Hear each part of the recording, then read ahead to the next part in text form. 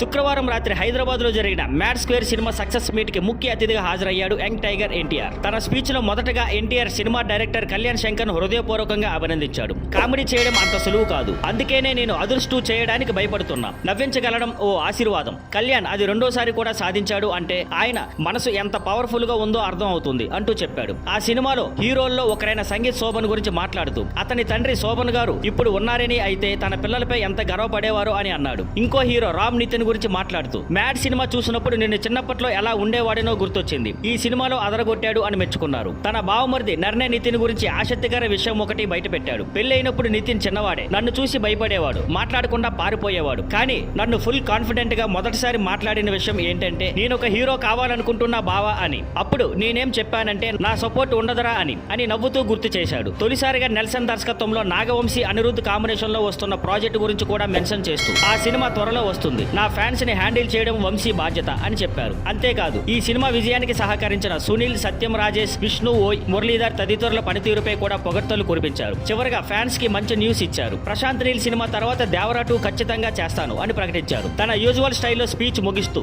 జై ఎన్టీఆర్, జై హరికృష్ణ అంటూ ఎనర్జెటిక్ గా ముగించారు. Thank you for watching. Please like, share and subscribe.